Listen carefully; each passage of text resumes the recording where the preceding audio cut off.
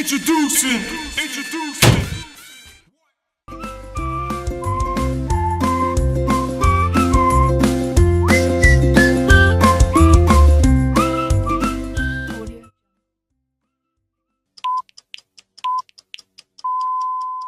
We see this every day, everywhere. A piece of land with rolling hills, a creek, and forest.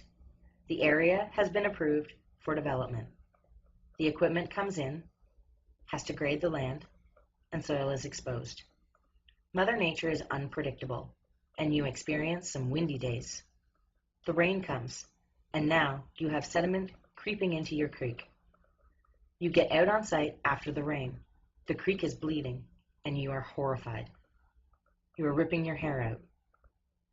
You know you are facing potential fines, but now is not the time to dwell.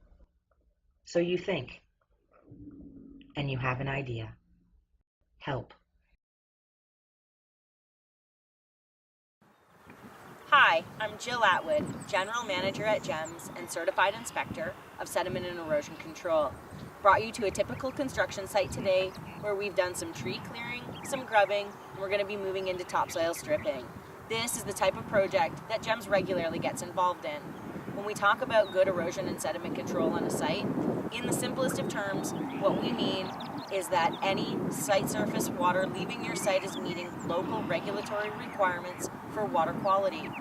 There's basically 3 steps that you can take to make sure that you have a successful project. Number 1 is employing good erosion and sediment control measures. Number 2 is filtration and treatment of any discharge.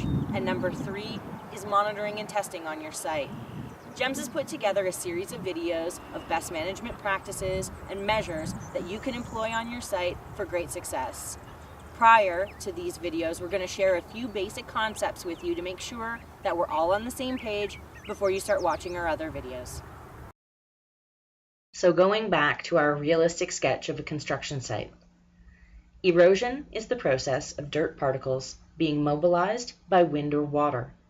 Sediment is the dirt particles in motion, in wind or water. Construction site discharge is the water leaving your construction site, whether it is through pumping, surface runoff from rain or snow melt, or the construction activity itself impacting a natural watercourse flowing through your site. Erosion controls are measures that can be put in place to stop the soil from moving in the first place. Sediment controls are measures you can use to deal with the soil that is in motion.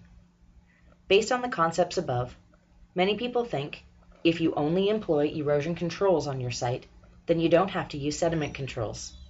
This is a general misconception and definitely not good practice, as both erosion and sediment controls should be used as a multi-barrier approach. Take, for example, football strategy. Erosion controls are only the first line of defense, so your tackle, your linebackers, and your cornerbacks. But as with most things, they are not perfect and can fail, so you have to be prepared. Sediment controls are the second line of defense, so your safety. That should be in place to catch any sediment that has made it past your erosion control measures. Used together, the multi-barrier approach will help minimize dirty runoff from leaving your site.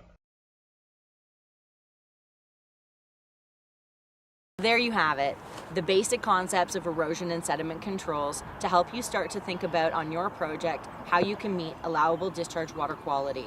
And don't forget to watch the other videos in our ESC series that will cover various ESC measures and products that you can use, filtration and treatment of any site discharge, and monitoring and testing to ensure compliance.